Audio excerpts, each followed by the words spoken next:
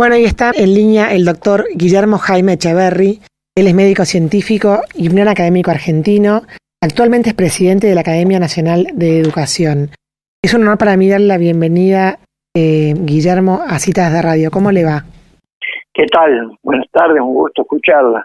Bueno, aquí Elisa Perano la saluda, estoy con Paola y con Ángeles. Y la verdad es que nos pareció súper importante volver a ponerlo a usted en nuestro micrófono. Ya hemos hablado en otra oportunidad. Pero bueno, el motivo de nuestro llamado es para hablar de la educación en general. Vimos que se pronunció la Academia Nacional de Educación en contra de la decisión de suspender las pruebas Aprender. ¿Quiere contarnos un poco cuál es la conversación interna en la que está en este momento la Academia con lo que está pasando en la educación en la Argentina?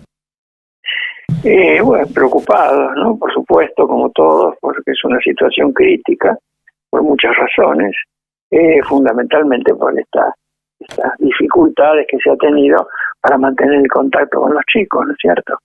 Yo creo que ya la educación tenía muchos signos de la crisis que estaba atravesando, pero la pandemia lo que ha hecho se puso de manifiesto esa situación que ya existía.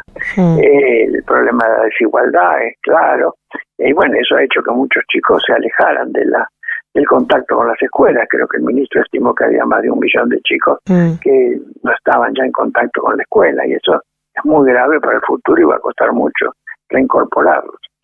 Y bueno, y por otro lado, se han hecho muchos esfuerzos, los docentes han hecho muchos esfuerzos, los padres, para mantener a los chicos con alguna tarea y un remedio de la escuela, pero no ha sido fácil, ¿no es cierto?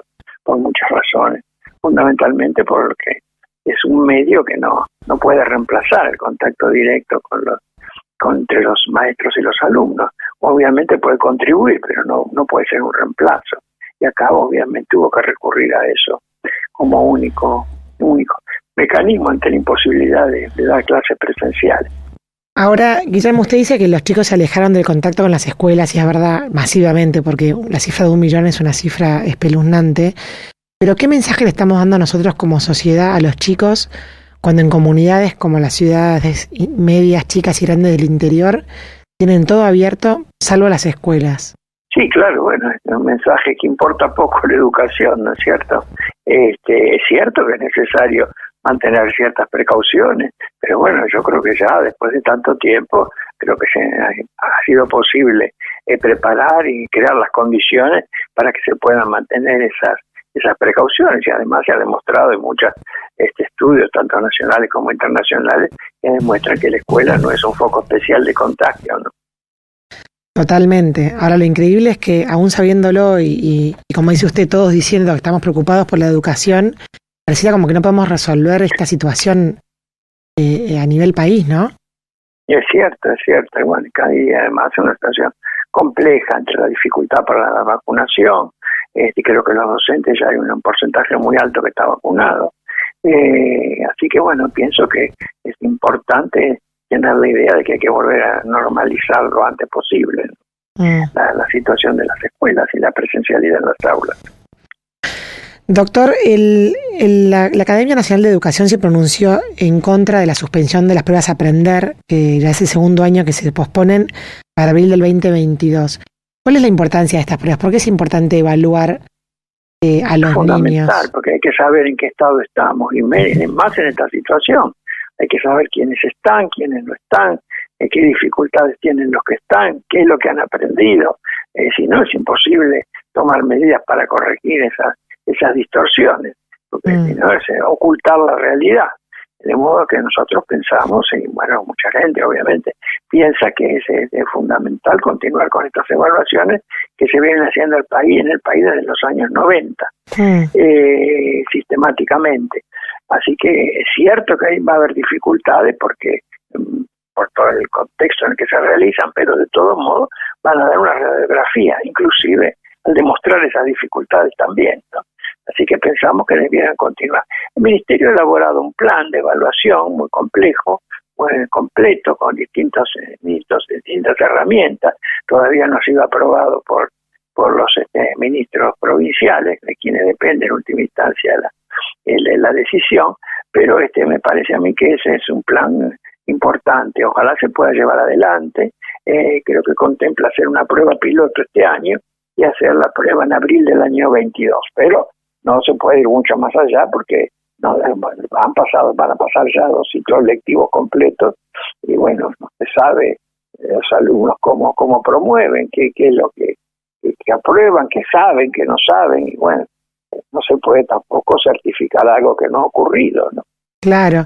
Y ahora, cuando uno no tiene el diagnóstico concreto de lo que sucede, es muy difícil también tomar medidas y planificar acorde, ¿no? Obviamente, esa es la utilidad de esas pruebas, que van demostrando año a año dónde están las dificultades, bueno, y dan los herramientas, vamos a decir, da una visión que permite utilizar las herramientas para corregir esas distorsiones. Y la Academia General de Educación, digamos, ¿cómo considera que será la mejor manera para recuperar de alguna manera este año y medio o estos 2 años lectivos que se están perdiendo mientras sucedió lo de la pandemia? Y bueno, eso va a depender de las distintas jurisdicciones, de los distintos niveles. No se puede, digamos, no está en una medida específica, pero por eso la evaluación es importante, porque va a demostrar en cada caso qué es lo que falla y qué es lo que falta. Y ahí será tarea de los docentes de tratar de ayudar a los alumnos a adquirir esos conocimientos, esas habilidades que no han podido hacerlo en estas condiciones. Así que creo que va a depender un poco del estado en el que se encuentren esos alumnos, ¿no? Uh-huh. Guillermo, usted había pronunciado que de cada 100 chicos primarios, que entraran al nivel primario, 50 solamente terminaban en el nivel secundario. ¿Esas cifras eran previas a la pandemia? Sí, claro, por supuesto. Ahora no se sabe. Por supuesto que sí, ahora es obviamente mucho menos. Pero esas cifras eran previas y son cifras alarmantes, ¿no? Que la mitad de todo un grupo de edad quede fuera de la educación secundaria, que bueno, es lo mínimo que hoy se requiere para hacer cualquier tarea, me parece que es muy, muy preocupante. Así que creo que ese es un tema que debiera interesarnos, y además el hecho de que inclusive los que terminan, el 50% que termina, tiene graves dificultades. La mitad de esos tienen dificultad para entender lo que leen. 2 de cada 3 no pueden hacer simples operaciones matemáticas, una regla de 3, un porcentaje, en fin, inclusive los que terminan con una calidad muy compleja, y eso es lo que han demostrado todas las evaluaciones que se han hecho hasta ahora, tanto las nacionales como las internacionales, y ahí la importancia de continuar con estas series para ver la evolución, ¿no? Claro.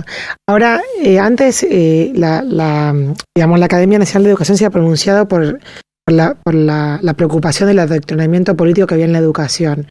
Después ahora estamos preocupados después se preocupó el contenido. Ahora estamos peleando los padres en el interior para que haya clases presenciales. O sea, es como que se va bajando tanto el nivel de la preocupación cada vez a un lugar tan basal, que la verdad que es claro, muy preocupante. Sí, ha sido un aspecto positivo, a mí me parece, este movimiento de los padres preocupados por la educación de los chicos es importante, y yo creo que va a ser una base muy trascendente para el futuro, para demandar después un poco de calidad en la educación, porque una cosa es demandar que se abran las escuelas, que haya clases presenciales, y otra cosa es pedir que la educación sea de calidad, sea exigente, les enseñen a los chicos. Ese es el segundo paso. Me parece a mí que, pero por lo menos el hecho de esta movilización de los padres ha sido, en mi opinión, muy positivo, y uno de los saldos importantes que va a dejar esta pandemia cuando esperemos que termine. Claro, totalmente. Habrá que ver cómo nos reconstruimos como sociedad en materia educativa, ¿no? En materia de todo, no solo educativa, pero bueno, educativa también, claro. Sí. Pero bueno, hay que admitir que estamos pasando un momento muy difícil en todo el mundo, ¿no? Sí. Así que, pero vamos a ver cómo salimos, en qué condiciones salimos de esto. Y la educación tendría que ser una actividad prioritaria y una preocupación social prioritaria. Totalmente. Guillermo, bueno, y ahora actualmente el último comunicado de la Academia Nacional de Educación que hablaba de las pruebas a aprender, ¿cuáles son las próximas acciones que puede hacer usted de esa institución? Digamos, el llamado a la reflexión. Lo que podemos hacer es llamar la atención sobre estos temas que nos preocupan, no tenemos ningún poder concreto, solamente el hecho de pensar estos temas y tratar de llamar la atención social. También hemos emitido hace poco una declaración acerca del lenguaje inclusivo, en apoyo de lo que había hecho en su momento la Academia Argentina de Letras, la Academia Española, en fin, muchas instituciones que han manifestado su preocupación por esa deformación impuesta del lenguaje. Pues la lengua cambia, es un instrumento vivo, pero una cosa es que cambie por el uso y otra cosa es cambiar por imposición. Uh-huh. Y lo que nosotros llamamos la atención es sobre la preocupación y la gravedad que tiene en intentar imponer una manera de hablar y de escribir, ¿no es cierto? Cuando en realidad no nace del uso concreto que hace la gente de eso, suena totalmente artificial porque no es algo que esté en utilización por la sociedad, ¿no? Claro. Doctor, ¿y qué opina del intento que se está haciendo de educar virtualmente? Bueno, yo creo que ha permitido por lo menos mantener una cierta relación entre los maestros y los alumnos, de los chicos, pero es una manera artificial. Cualquiera que lo ha visto se da cuenta de las diferencias que hay con la presencia, la dificultad de mantener la atención, la frialdad que tiene el contacto, en fin, especialmente cuando se trata de chicos más chicos. Estudiantes universitarios, bueno, ya están más preparados, es dentro de todo más sencillo, aunque también yo creo que es un sistema artificial, pero se puede tolerar mejor. Pero los chicos se enseñan a leer, esas cosas es muy difícil a través de esas pantallas que, reitero, además cansan, agotan. Los propios chicos se cansan también de eso. No se puede mantener 3-4 horas mirando esas pantallas, mirando los cuadraditos, ¿no es cierto? Muy, muy difícil. Pero bueno, ha cumplido esa función de por lo menos mantener que la idea de que la institución está viva. Ahora, de ahí a cuánto se aprende, bueno, eso es lo que hay que saber. Cuánto se aprendió durante este tiempo, cuánto concreto se aprendió, más allá de los problemas emocionales que ha causado el distanciamiento de los chicos de sus maestros, de sus compañeros, que eso obviamente la tarea de socialización de los chicos en la escuela es muy importante, pero la tarea más importante de la escuela es el desarrollo de las capacidades y el conocimiento, ¿no es cierto?, concreto, que se va perdiendo esa oportunidad de conocer y de prepararse y de desarrollar habilidades. Recién nombró a los universitarios y hay la verdad que llama la atención la omisión de poder, por ejemplo, que se autoricen las prácticas para aquellas carreras que ya la virtualidad no puede ser más sostenida. ¿Qué está pasando con las universidades en la Argentina? Y bueno, también ese es otro tema, también el tema ese es muy grave porque, bueno, algunas carreras, algunas disciplinas pueden ser suplidas por los cursos a distancia, pero hay ciertas cosas que requieren la presencialidad, que verlo, hacerlo, la medicina, la odontología, la farmacia y tantas otras que requieren laboratorio, las ciencias exactas. Todo eso, bueno, yo creo que hay que volver cuanto antes, ¿no? Yo creo que ya estarían dadas las condiciones como para que se pueda regresar, y he leído que algunas universidades están planeando hacerlo. ¿Y le parece que la decisión es política, el hecho de volver o no volver, por ejemplo, a la educación universitaria? Bueno, no, yo creo que responde al temor generalizado que hay, que también que es cierto, que existe. Estamos en un momento muy difícil también, 600 muertos por día, como para preocuparse, y las perspectivas tampoco son buenas, pero yo creo que dadas las condiciones y tomando las precauciones necesarias, yo creo que estamos en condiciones de regresar, como se ha regresado en muchos lugares a las escuelas. Totalmente.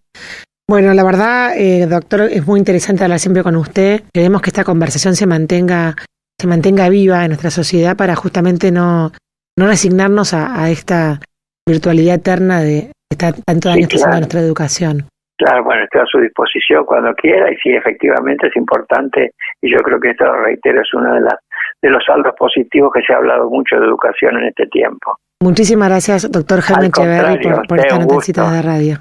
Adiós. Adiós, gusto, chao.